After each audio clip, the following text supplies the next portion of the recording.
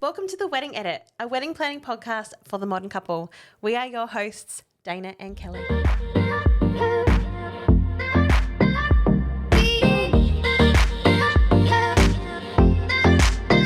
Well, welcome back to episode 1 of season 2 of The Wedding Edit. Whoop, whoop, whoop. And today we have an amazing guest to share with you, Lauren the celebrant. Welcome, Lauren. Hello. Yay, we're so Thanks for having excited. me. We're so excited to have you. Yeah, honestly, you are like just. Am I just? We've already had You are just something. Yeah. Honestly, like I just can't even. We Sorry, just I had just can't look at you. I cannot. Why? Is my I face don't too know. happy? My face is too I don't know. happy for It's you. just really exciting having you here because it's normally me and Dana just talking to each other. She's so bored of my face, so she's laughing because she gets to look at you maybe. I'm Yeah. very happy to be here looking at both of you. So, Yeah. So Lauren Khabbaz that's right. is a wedding celebrant in Adelaide here. Do you do weddings interstate or you have, haven't you? I do, yes, I Yeah. have. Awesome. But at the moment, doing mostly in Adelaide. Yeah. And she's just Cream of the eating a crop. bit. Eating a I bit. just can't Cream of the crop. even get the Yeah. words out. So Lauren, we have a series of questions for you today. Ooh, yes, please. Yeah. So I'm excited to ask you. But I think first and foremost, I actually don't know the answer to this question, so I'm very excited to hear it. Yeah. Why did you become a celebrant? Well, I mean, who wouldn't want to marry people? It's pretty wild, pretty Yeah. fun. But when I was getting married, I couldn't really find a celebrant that matched with my vibe, that I felt could, authentically represent us. So Yeah. after much digging and much searching, I came into contact with the glorious Dorinda Hafner. Oh, And she was our celebrant and it was absolutely amazing. But in conversation with Dorinda, I said, I had a really hard time, Dorinda. This is what I was looking for. I just want to connect in this way. We're this kind of couple, a little bit different. Was she a celebrant? Dorinda's a celebrant still today. Oh, Dorinda does a okay. bit of everything. Yeah. Anyway, and Dorinda said to me, why don't you become a celebrant, Lauren? And I actually thought, oh, yeah. So I did. And marry yourself. So I married myself to myself and it's been a beautiful union. It's what I would describe as the perfect marriage. Lauren, will you take Lauren? I do. So from there, I just jumped into the studies and got it all happening. Oh, that's so Wow. cool. So And it was Dorinda good. did your ceremony. So Dorinda did my wedding, and when you become a celebrant, you need references from upstanding members of the community to Oh. submit to the Attorney General's Department, and Dorinda was very kindly one of my best references. Oh, that's Oh, that's so lovely. cool. I didn't realise you Yeah. needed to do that to become a celebrant. You got to do a lot of things. Mm. So was she a bit different then for your wedding? Yes. So Dorinda's always been very heartfelt, very expressive and very focused on engaging personally with the couple. And historically, that's not what wedding celebrants were doing because wedding celebrancy almost evolved from a civil service. So almost like I'm a JP, I'll become a celebrant, we'll do everything in quite a strict, structured way Yeah. just to dot the I's, cross the T's and put the legal stamp on it. Mm-hmm. But as the years have gone by, we've decided we want something really personal to reflect, our own personalities, but also what we want, our families, our friends, the way we celebrate in different ways. And I feel I struggled to find that. Very luckily found it with Dorinda and then thought I would love to help people do this. So When was that? What I did it. That was year was that? so that was in the dark ages when I got married in 2011. But I completed my celebrant studies, it must be in 2013 now or 14. Should I know that? Oh. No, I That's mean, totally fine. So close after have you that. not Yeah. studied hypnosis Oh, before I you have came today? before. No. So it takes about a year. The course goes for about a year. So I probably would have finished in 2014. Sexy. Love it. Sexy celebrant. I was going to be hashtag the sexy celebrant, but that was taken. Were you? Absolutely Really? not. I was no, absolutely how did not. you come to the name Lauren the Celebrant? Like, was it like, I'm Look, going to be Kelly, Lauren the Celebrant? It wasn't a stroke of genius. My name was Lauren and I was a celebrant. So I just popped those It's two really together. creative. It's really creative. I mean, I've blown it out the water. Lauren the There's celebrant. a lot of people doing that now, though. Like, it's a thing. I think it's quite self-explanatory. It's quite direct. So, people jump on it and grab it. But I just thought it would be easy for couples if they were searching or Yeah. so they knew what I did. And I feel like, with my personality and my energy, there's already a lot going on. So keep it simple with my business just tone name. it down. A Yeah, touch. tone it down at the start, lock them in, and then hit them with everything I've got. But that's a good way of doing it. Well, it is. I love watching your faces as we do this. It seems to be working. Everyone knows what I do. They know where to find me. So that's always I was a a bit Mm. confused when I first. Were you?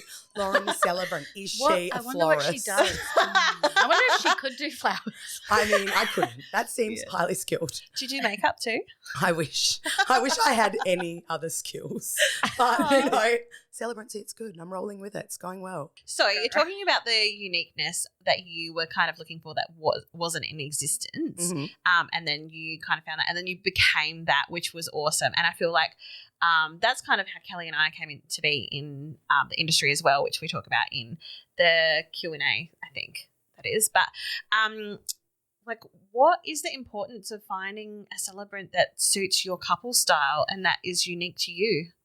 I think the important bit about being a celebrant who's able to connect with couples and then being available to lots of different couples is that everyone's wedding day should be something and a time where they feel their most comfortable selves. They can express themselves in any way they want. And if you can connect with a celebrant who you can be your authentic self with and you can feel really comfy with and also have an absolute blast with, you're going to have a better, more enjoyable day. Yeah, for sure. And you're going to feel really positive and really great, not only in the planning, but on your wedding day during your marriage ceremony. So I think I want to be able to offer that because I don't like the idea that anyone's just gritting their teeth through their wedding ceremony or even through their planning. I love the idea that everyone can feel their best selves every day, especially on a really special occasion in front of their family and friends, and I think that's why it's important to me to be accessible to all types of people who want to reflect their true identities on their wedding day, I guess. I feel like no one could be anxious or nervous with you as their celebrant. It would just be, you're such a vibe. It would just be so much fun. Yeah. Thanks. Well, we do try to have fun. And the thing is, 99% of people getting married are nervous or anxious. Yeah. So being able to be up there with them and help them through on the day, that's great because even if you can help your couples be just a fraction more relaxed, it might mean they're a little bit more present, engaged with their experience, and that's a huge win. That's awesome. Yeah. I couldn't imagine anyone feeling uncomfortable with you, Lauren. Not ever. Maybe if you tried to hug someone. I was going to say, what about Doug when I hug him though? I think there is a bit of, sometimes there's discomfort. The fear in his eyes as you come closer. He sees me, the door opens, I'm in, Doug's screaming out the window. Internally, just No. in the fetal position. Poor Doug. For our lovely couples listening, how soon should they book their celebrant in?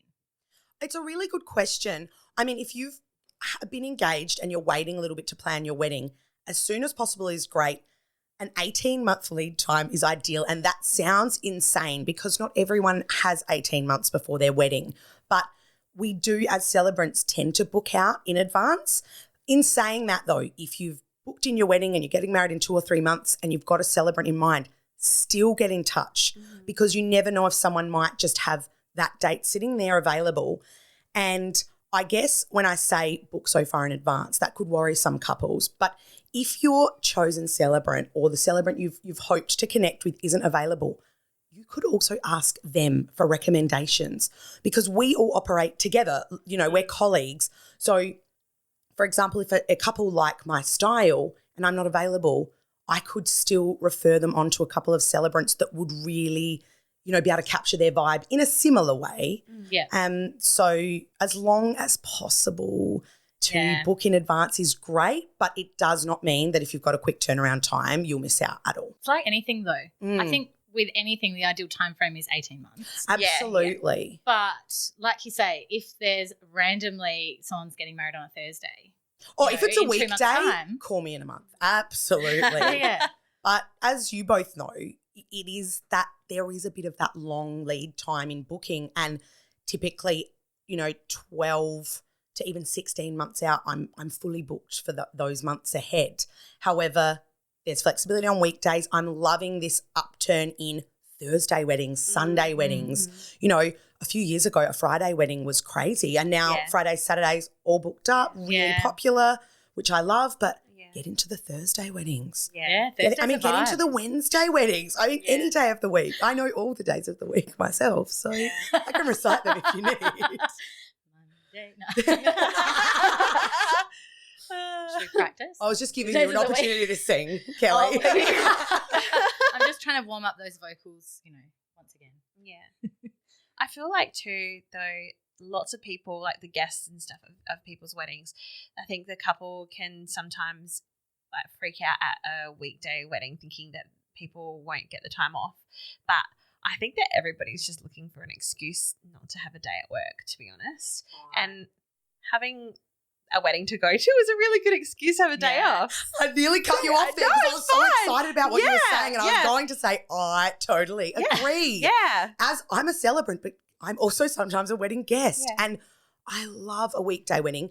Gives us the excuse to take the rest of the week and the weekend off, and it feels like a real treat. Yeah. You know, it's not something that you do all the time, so it feels like a little holiday, a real treat, and almost your guests, your friends and family are more excited. Yeah, and then you get the whole weekend to recover. So if you go to a Thursday or a Friday wedding, you're having the day off work if you don't work weekends.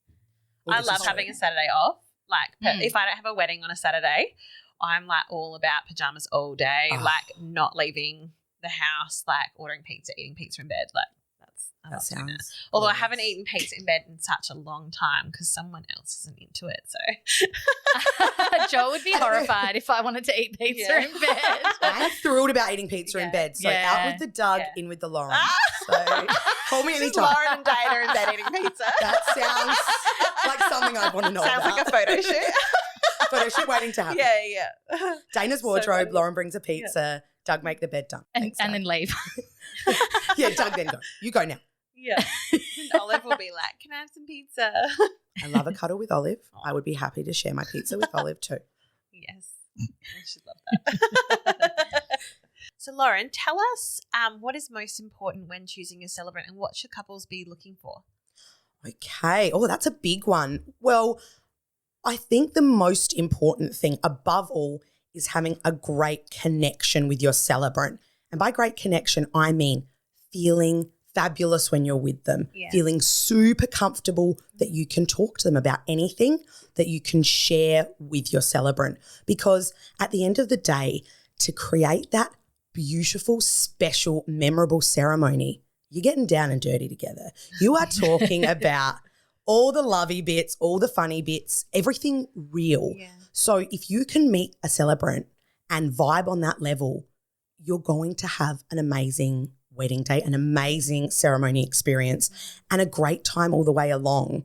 So that's why I would say that connection's the most important. On the day, if you can feel confident and happy and connected with what's going on in your ceremony, that's what everyone's going to engage with. That's what everyone's going to remember.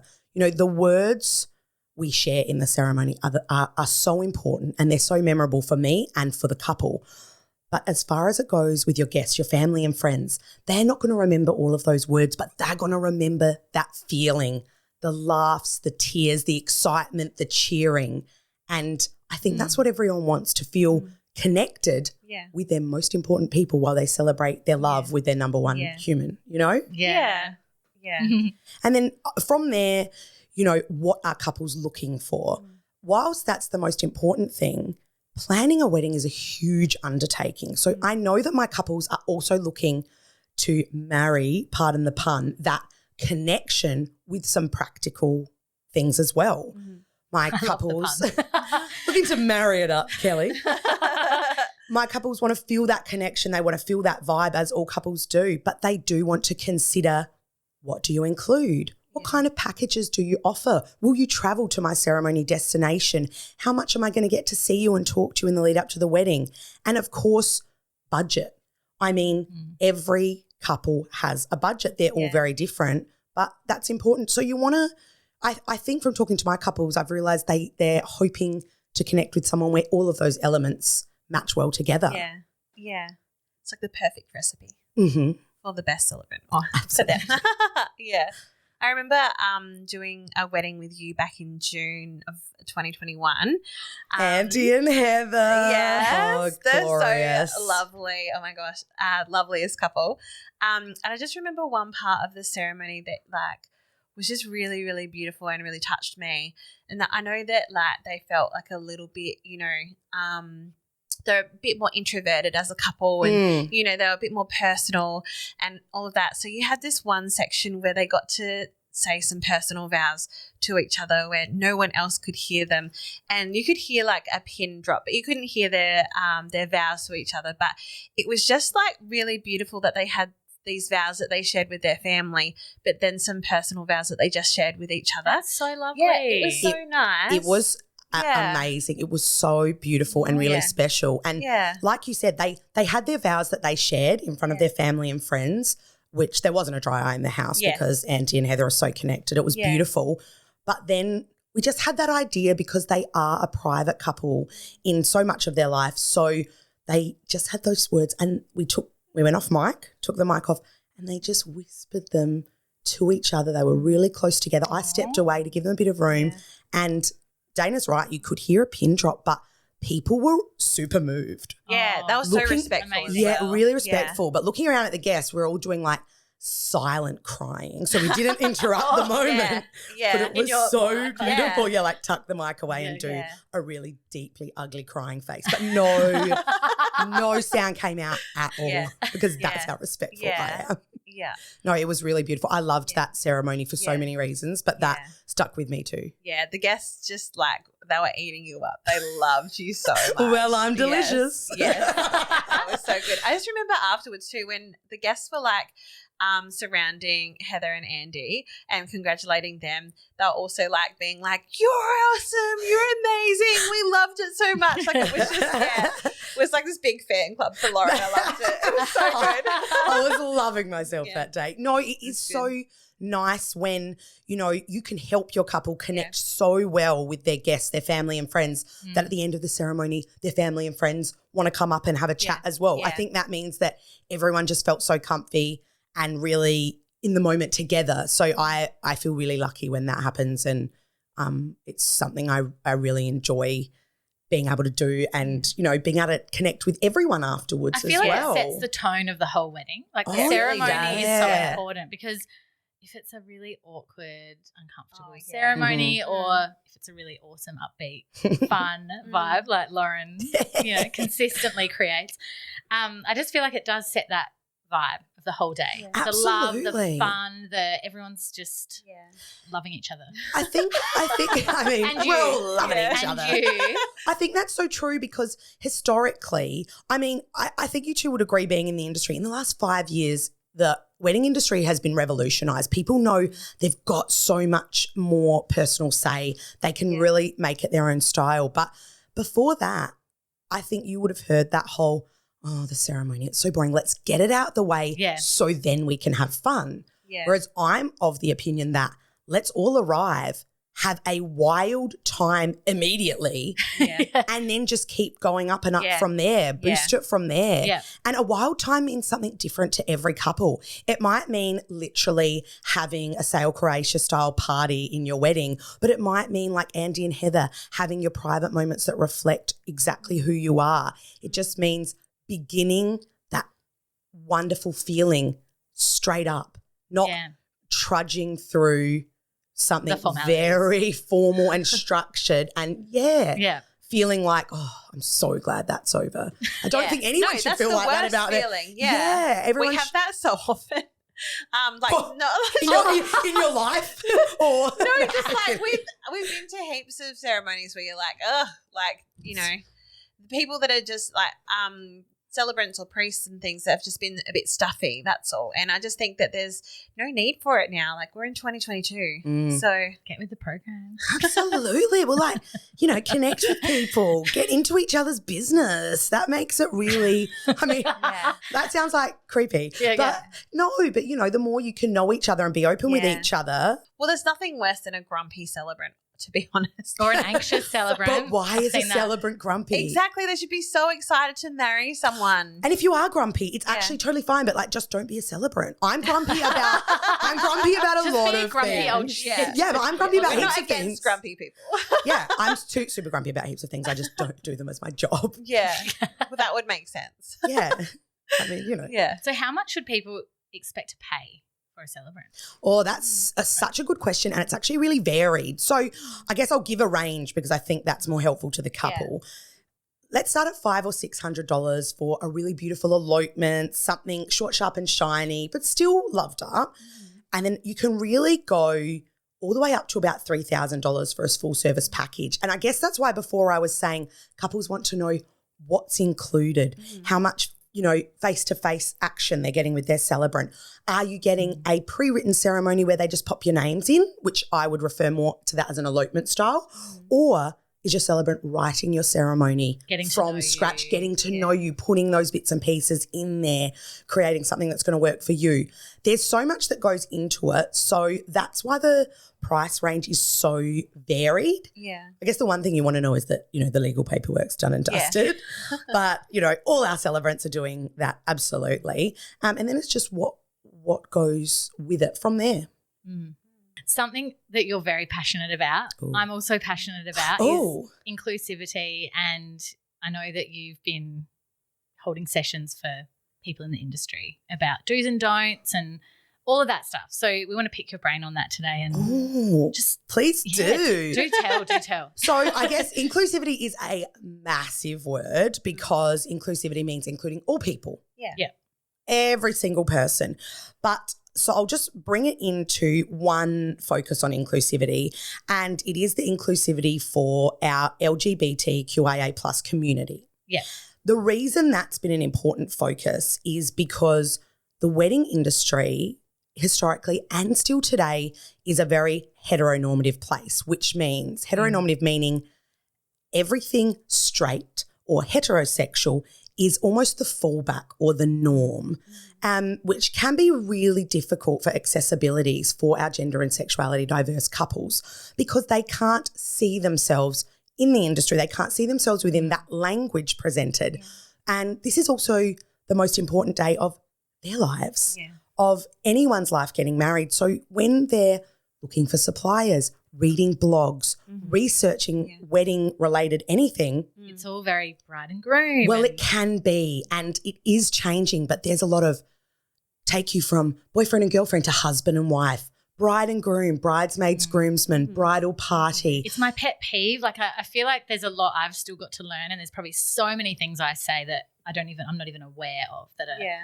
But the pet peeve is like when people are like, oh, to all my brides, and it's like it's hard. That I pick up on that straight away when people say that, and I know it's not intentional, but I'm like so conscious now to be like, it's not always brides. Well, that's exactly right.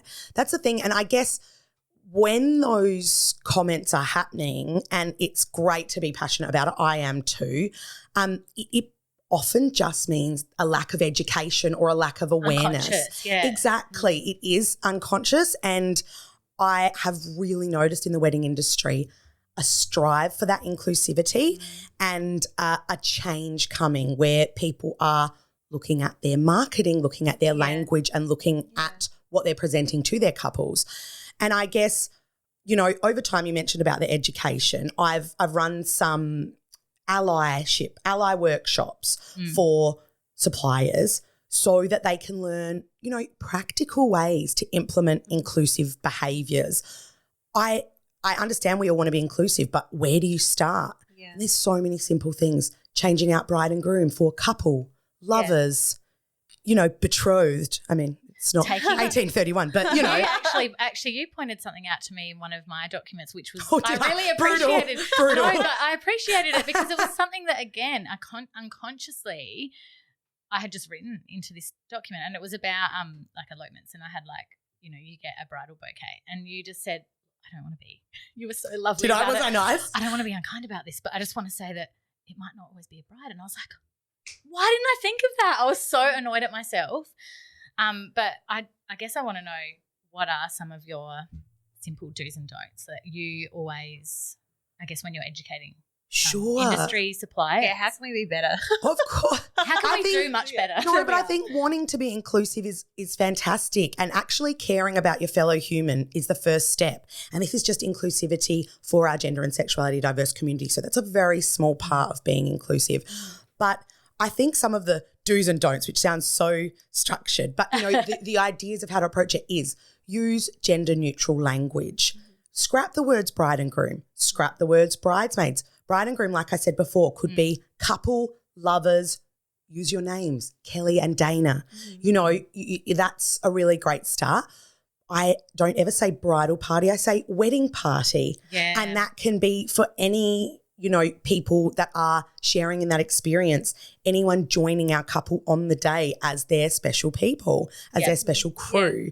Yeah. I think as well, if you're unsure, not making assumptions about your couples. So what I always suggest is hop onto whether it be your social media, your websites, your packages that you send couples, and make sure that they start off with gender neutral language. Because if you live every day with your life and your business from a neutral standpoint, you're not doing something different for a couple you may see as, in inverted commas, other.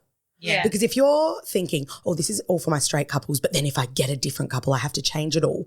No, it's inclusive. already fraught with danger. Yeah. So if everything is very neutral, including removing pronouns, so trying not to have your he's, your she's, because a couple is two people, by definition, a couple.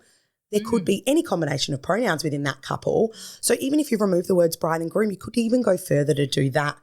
In an elopement that I might do with a ceremony template, because in full service it's obviously from scratch, but I make sure there's not, I now pronounce you husband and wife, you may kiss the bride. We just have, I pronounce you married, or what can we select here for you? Yeah. And as well, even in my straight couples, some people don't want you may kiss the bride. The couple are both kissing each other. So it might just be nice to say you may kiss, or they might not be kissing. They might be high-fiving. Yeah. Or like one of my couples slaying a fake zombie's head with a giant saber. There's lots of different things people might be doing. And I guess that's where it starts with inclusivity. The do's are be really neutral in your language and your approach, and, keep seeking that education. Ask someone who might know, workshop it with your colleagues. I guess that's a really good place to start. Yeah. There's also a lot of online education out there it's great to be within Australia because we're Australian wedding suppliers, but you can reach out further and find amazing online directories, resources, even glossaries of terms, really great, helpful tips.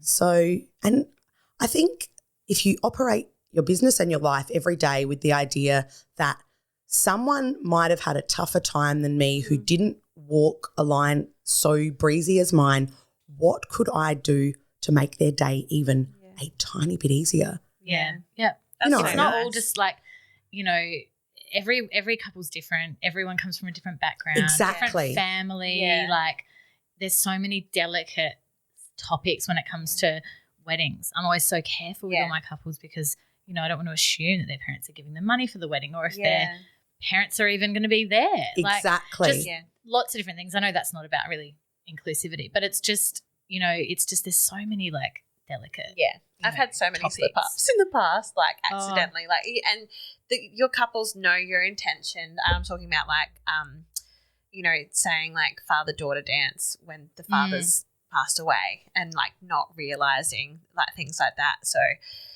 just need to like make sure that you put something in your notes before you're like meeting them and stuff like that. Yeah. And for those exact reasons as well, I've generalized all my questions. I don't ask my couples now who's coming down the aisle and who's waiting, because typically that's not always happening. No, now. that's right. How are you entering? Yeah. Are you both going to be there with a glass of champers in hand and we're just going to clink the glass and start? Or is there an entry that you've decided, could be fraught with danger, saying father-daughter dance, because gender and sexuality diversity doesn't just limit to our couple. Yeah. It's their families as well. So it's, are you having special traditions, special dances? What traditions are you going What structure do you want to look at for your reception? And sometimes couples say to me, what do you mean by that? And, you can say any dances, any cake cutting, any, you can keep it general but really guide your couples if they're unsure. Yeah. And I think something you said before, Dana, is really true. We're all going to make mistakes. We're human beings. And when you do slip up, for example, back to our inclusivity with gender and sexuality diverse couples, we may slip up and use the wrong pronouns for, one person in our couple or their family members.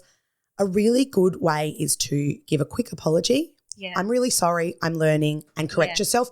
Don't make a big deal of it. Yeah. It's not that person's job to make you feel better because you've just, messed it up a tiny bit. You just move on and show your couple the respect and love you would show for anyone in your life. Yeah. It's probably better than saying nothing and then going away and burying your head in the sand about it. No, I think it's always nice to be addressed, but also this is our couple's special time. I don't think the best practice is to make them feel like they have to make us as their supplier feel better. That's right. So it's a genuine apology and move on. Yeah, exactly. If there's something like that, Dana, those slip-ups, and like you've said, exactly, it could be in a family sense or a cultural sense. Inclusivity comes in it includes so many different sections, so many different ideas. There's cultural inclusivity, there's ability and disability related inclusivity, there's race, there's religious consideration. There is so much. Yeah. So I guess it's almost overwhelming because you could almost never be an expert in every. Well, absolutely. We're absolutely not experts. We just experts. have to be aware and just kind, kind human, and thoughtful. Yeah. And you don't want your couples to feel like your science project, but if you've connected well with your couples and you're really unsure, asking in a genuine and simple way, I apologise, I'm not sure how to address this and I don't want to upset you. What would be the best way to discuss this topic? That's such a good point because I had one couple where I just wasn't sure how to approach it at all because I could have assumed certain things and I was like, I just didn't know how to even address, and I was like, I'm just not going to use any pronouns because I just have no idea about the situation. But and I ended up talking to the videographer and then we kind of figured it out ourselves. But I didn't feel like I could even say to the couple, look, I'm so sorry, I'm so naive, I just don't know, can you help me? And I didn't feel like even like asking them that was okay. But now I realise that is actually more than okay because we're not in a space where we should know just yet. Like it's not also like common knowledge that, it's not black and white, it's grey. So it's not easy for everybody to always know and you're not expected to know. And also it's not always any of our business as well.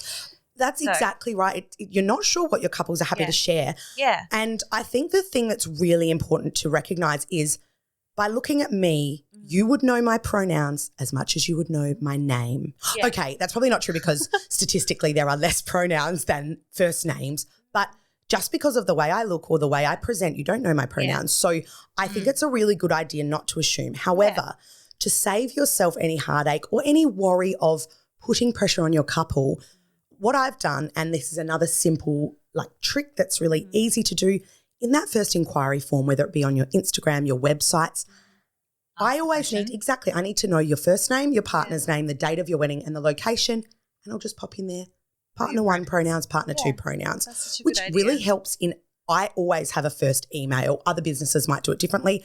That really helps in me addressing my couple within the email. I was actually thinking that. Before you said it, I was like, in my head, I need to update some of my forms. And put a question in there about that. If there's a couple that don't understand that, they'll just reach out and ask, and it might be an opportunity to give a little bit of education. Something I've also found really helps my couples is introducing myself when we meet each other for the first time or in email, or it could be my email signature. Hi, I'm Lauren. It's so good to meet you. My pronouns are she, her. Yeah. Sit down. Could I grab you a drink? Yeah. That's something that I'm quite comfortable with. Yeah. I've received feedback from other people in the industry saying we're not comfy with that yet, or we're learning how to do that. We forget to introduce ourselves even by name sometimes when we're so excited. Yeah. So, but I guess there are a few options. Introduce yourself first without asking your couple, then they may feel comfortable, or pop it in a survey, and if a couple don't fill those bits in, they may not want to discuss that yet. I guess without going into too much detail, gender diversity is a huge and fluid, beautiful thing. You might meet a couple whose pronouns change from when you meet them to the day of their wedding. Yeah. So just knowing that you're open and accessible to talk about those things, or to give your couple breathing room to let you know at their own pace is a really great thing. Well, that's one simple thing I've changed on all my documents in the last couple of years is instead of the whole, bride's name, groom's, it's a simple thing that Of course. A lot of people probably just naturally have got that on their forms without thinking about it. And so it's just like client 1 name, client 2 name. Yeah, exactly. So just keeping it very I feel bad because I only just changed mine 2 years ago when I had a same-sex couple inquire, and then I was like, crap, my timeline form is bridegroom, bridesmaids, groomsmen, so much. There was so much of that in there. I was like, great. But you've changed it. So I have and changed that's the it. thing. You have changed it and you acknowledged it and you were concerned about it. Yeah. And it is overwhelming. We're learning different things about the world, not just people, the whole world every day. We can only learn, and when we know better, we do better. Yeah. And that sounds like I'm an inspirational speaker who's going to start, you should be. Here's some free pens with my name on it. Yeah. No, but, we can't do better if we're not aware. But when you learn something different, if you change, that's wonderful. Yeah. That's growth. And I think that's the best we can do for ourselves and for our couples and for the people we love in life, We never want to make anyone feel shitty or crappy or other anyone feel like they're not welcome. I completely agree. And the wedding industry, unfortunately, does do that a lot. Yeah. There are still massive publications, blogs, awards ceremonies with the word bride in there. Oh, yeah. With there is, things like that. There's lots of I don't even think Instagrams. about it. I can think of heaps now. Yeah. And the thing is, it's not that a gender and sexually diverse couple wouldn't identify as a bride. People of any gender can identify as a bride, but some people don't identify as a bride or groom at all. It's something that they have moved in a different direction or just don't feel represents them on their wedding day. So I guess this turn in the industry and how invested you both are in it, it's really nice to hear, and it's a really strong form of allyship, because to be an ally, it's not just about sharing an Instagram post here or putting a rainbow in your bio. It's about every day working to make all different couples feel really included and really super comfy. Yeah, that's so important. Being kind to everyone. It's really simple, isn't it? It sounds so is. simple, just be kind every day. Yeah. But it's something you have to revisit and think, am I being kind? Yeah. When I forcibly hug Doug every time I see him, am I being kind?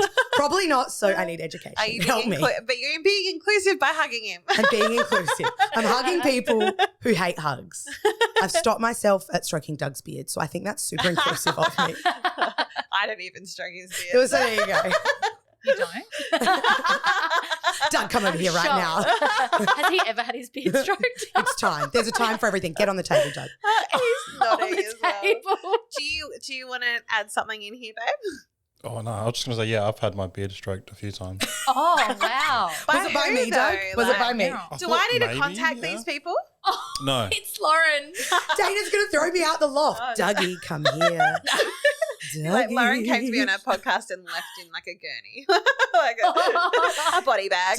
Look, if that's what it's going to take for me to touch Doug's beard, I would still risk it.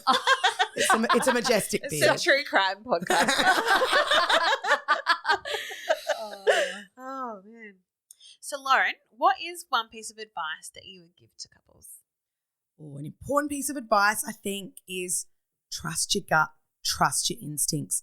Go with the suppliers you feel the best with, because you're going to have the greatest time together. You know that you can trust them. You know that you feel comfortable around them, and you can, just be yourselves on your wedding day. So true.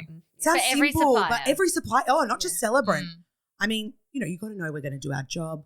Yeah, as a celebrant, I like to make sure my couples know from start to finish, everything's covered. You don't have to think about anything. Yeah.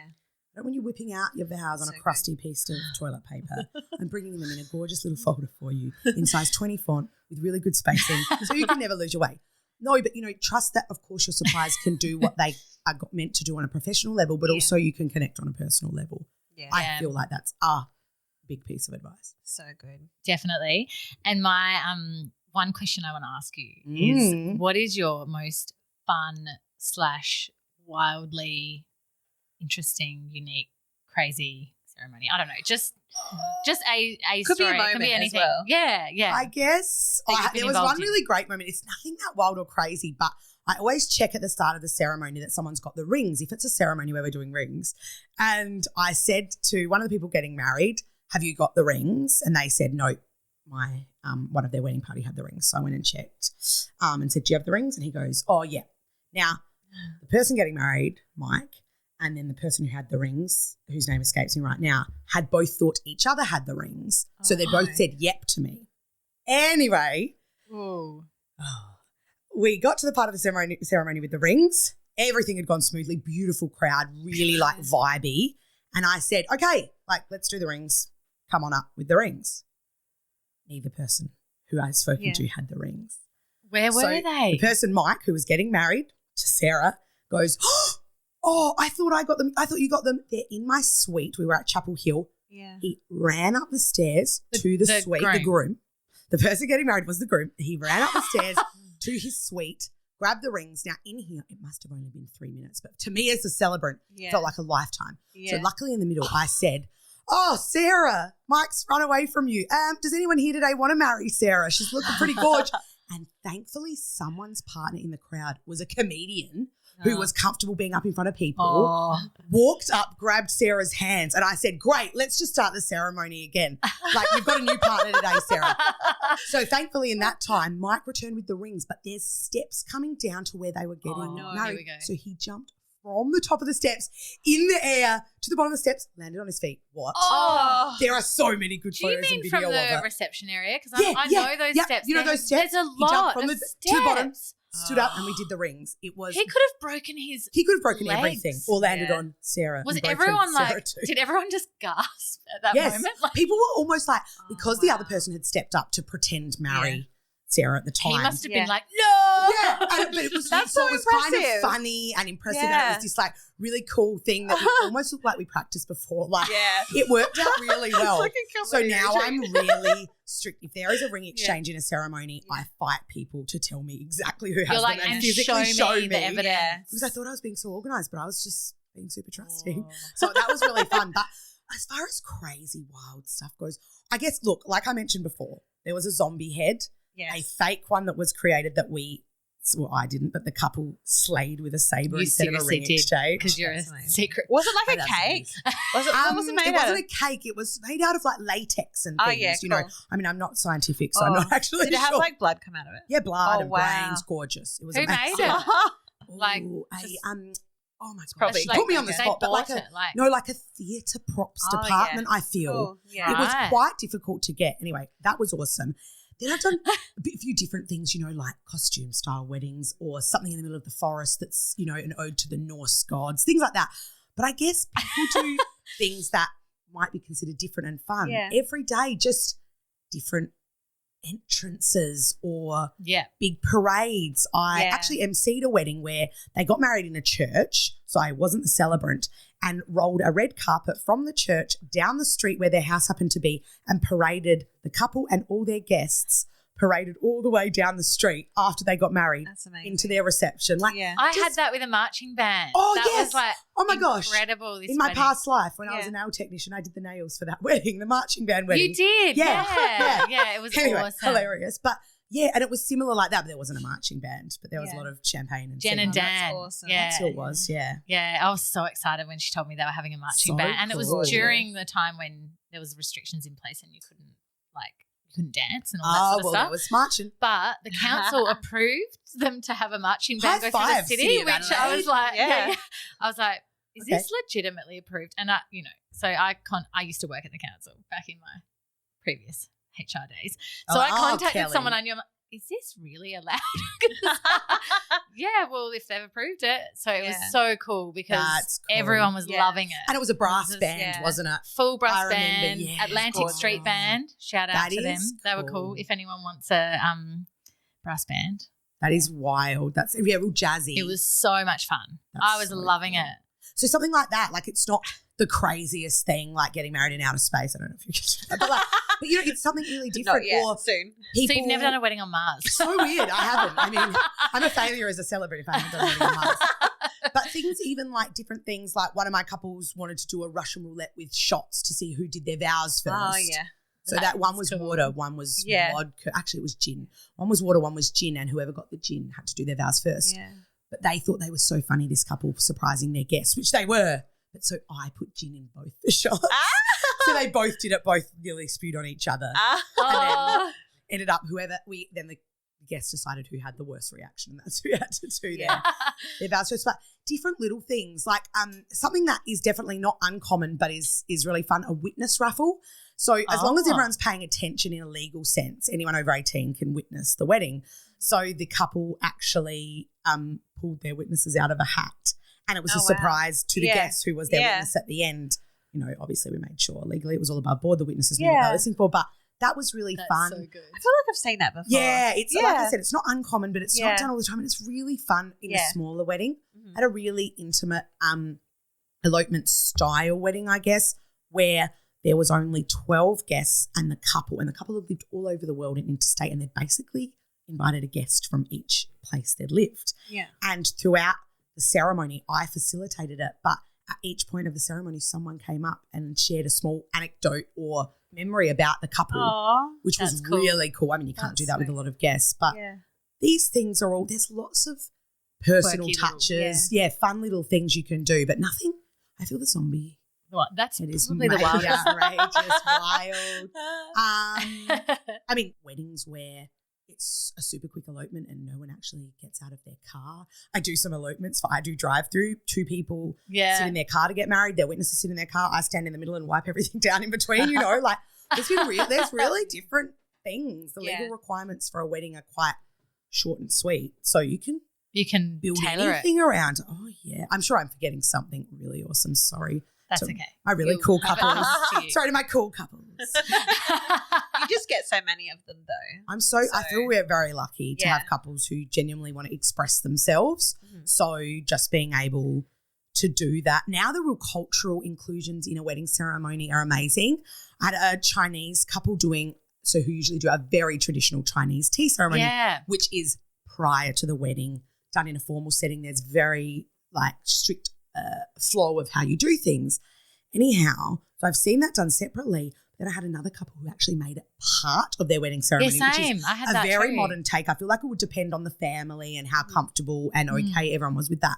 But doing that within the ceremony was gorgeous. Yeah, It was I great. did a wedding with a Chinese tea ceremony People as part of frothed on it. I was It was really frothing on cool. I've it. never seen one. Yeah, gorgeous. I've got one where the bride is Vietnamese and the groom is Portuguese.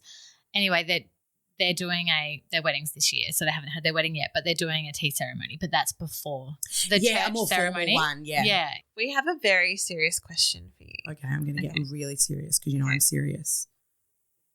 Who was your first celebrity crush? Ooh, Don't hold back. Just It's- first person that comes to mind. It's awkward because I know who my first crush was. Yeah. Okay. No judgment. There's definitely no Because judgment. I'm inclusive. I'm inclusive. I remember feeling the first stirrings of those love type emotions watching my favourite cartoon, Alvin and the Chipmunk. And I legit thought Alvin was a hottie. And then I thought, no. I mean, as a child, I didn't think anything of it. I was in a cartoon character. 100%. A cartoon, Kelly. Theodore. Then, from there. What is with you two and cartoons? It was a cartoon. Yeah. Who's Eric from The Little Mermaid? Oh. I was like, He's I feel I was way more diverse than you. I was into animals back then. But the thing is, I loved Alvin. Did not move on to a human person. Moved on to, everyone thought this cartoon character was hot. Young Simba in The Lion King. If you don't think that was a sexy lion, you're the one you're who bordering should on be ashamed. bestiality. sexy lion. He was a child. Okay, number one, I said Alvin. young Simba, He not was a like cub. birthed baby Simba. You know, young Simba when he didn't have the mane, He had but a hot mohawk. voice. Who was Yeah. his voiceover? The young Simba, the baby, young child Simba was Jonathan Taylor Thomas. He was my first celebrity crush. That's Really? why I thought his voice was sexy. Oh, I don't know who my first celebrity human crush was. That makes sense now, Who was my actually. first celebrity Yeah. human crush? I can't even That's remember hard mine. because I was into animals. You for a were long in time. you too, and cartoon your animals clearly. Honestly, So your Eric's a Yeah. human cartoon though. Kelly, though, she thought that Eric was the crab Sebastian. Sebastian is worldly. Hey, It's just like, Maybe yeah, not he's sexy, a harder. yeah, but Sebastian I was like, would be an attentive lover, and that's what when matters. she said her first celebrity crush was a cartoon, I was like, Bugs Bunny? Like, what? Like, who are you? She called me a sadist. I said Is you. that the That's wrong word? sadistic. Is that the wrong word to apply to that I situation? don't know. Who was your first human crush? I I haven't had any. They're all animals and I'm cartoons. still hooked on Alvin and the Chipmunks. Mine are all old men. Okay, yeah, who? Like Oh, who? Indiana Jones. Obviously, Harrison Okay. Ford's Yeah. gorgeous. Yeah.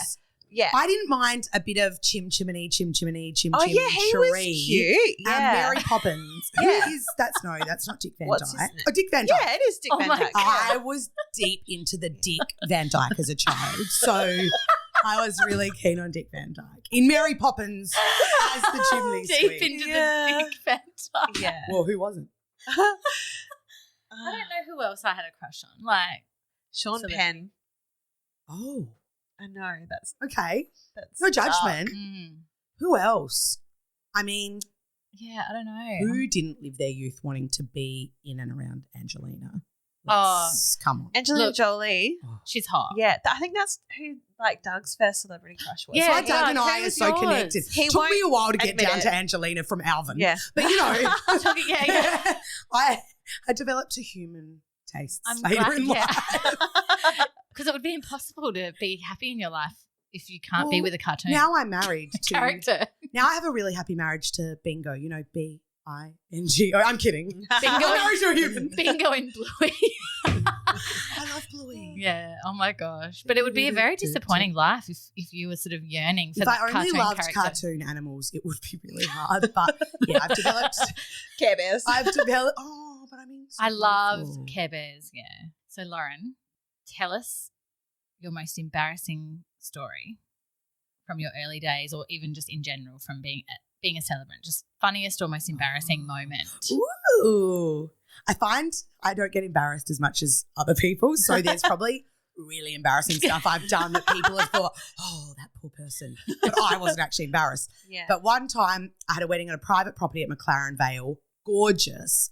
And I'm really into platforms, like huge, chunky platforms. Oh no. So I'm in my chunky platforms carrying my speaker in my hand.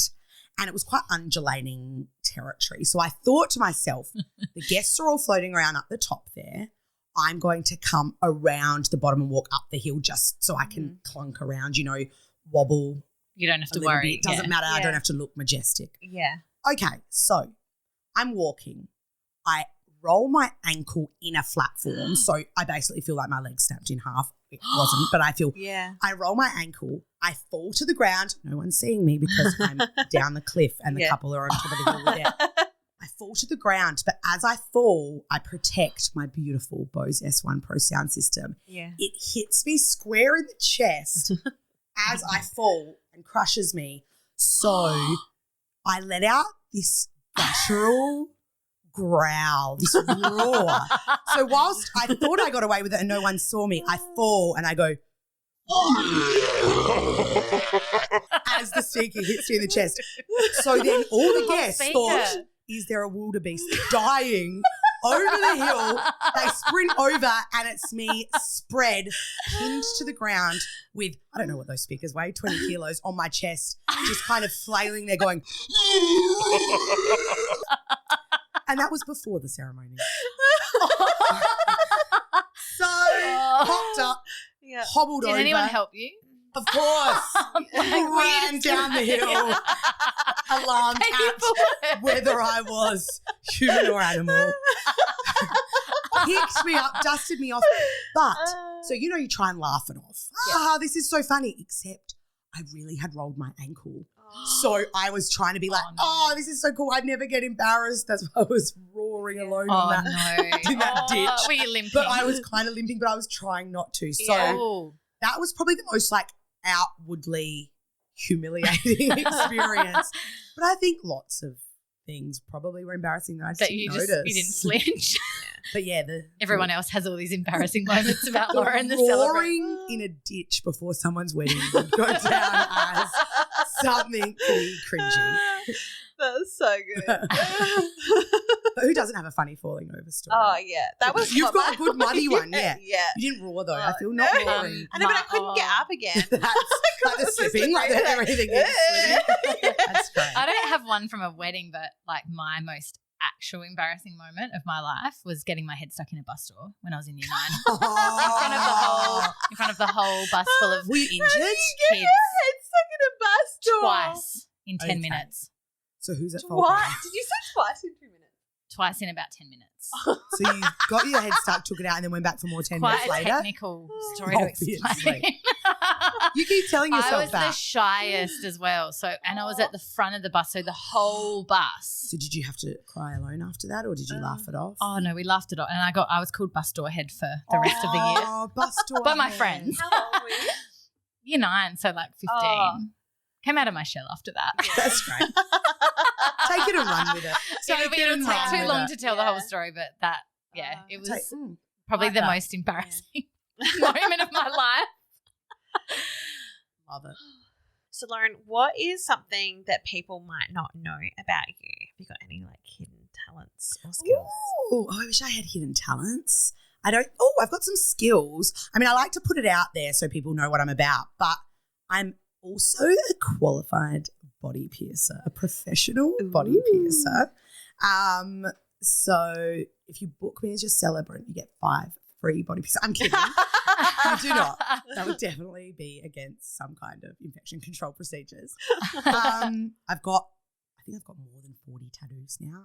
Some are big, some are small. I'm Lebanese, if anyone was wondering. I brush my teeth with garlic in the morning. I'm kidding. But if I could choose any flavour to eat at any time, it would be garlic. Even over chocolate. I know that's shameful. Garlic every day. Garlic's so good. It's the It is. best flavour. I get my hair cut once every 2 weeks. I'm an absolute diva. That's not really a hidden skill. That's just like extremely high maintenance. What about your nail stuff? Well, I've been around. I've been around, You've Kelly. been around the block. Qualified nail tech, but this is all in a past life. Now I'm just a celebrant through and through. Not Yeah. just. Not just. I am. a You're celebrant. Lauren, the Lauren. celebrant. I am celebrant. Hear me roar. I'm Lauren the celebrant. That's The. right. Yeah. No, that I'm really glad we cleared that up. Right. That really not Lauren Celebrant the. Thank you, Lauren, so much for coming on today. We're been just a so pleasure. thrilled that you were open to joining us because we just know you've got so much to offer and you're just hilarious and so much amazing energy. So yeah, it's been amazing having you here today. Thank you. I've loved it. Thank you for inviting me. Oh. I have to say, I'm Thank so. you for coming. It's my pleasure. I'm so thrilled to be on the podcast, and I'm so thrilled that Doug is never going to show anyone some of the things that just went on behind the scenes as well. So yeah, He might, but Doug, no. not without our approval. If Doug shows anyone, I'm going to stroke his beard again. And we And all know hug he him at the does same not want time. that. Yeah, we know he doesn't want that. So If anyone wants to find Lauren on socials, it's very hard to remember. super difficult business but name. it's on Instagram at Lauren the Celebrant. Brilliant. Really Not the Lauren Celebrant. groundbreaking.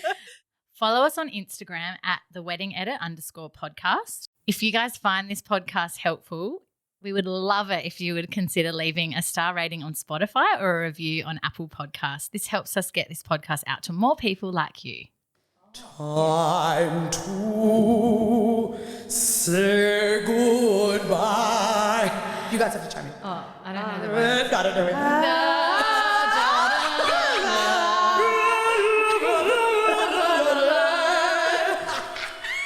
Okay, we are not going to have any listeners after this.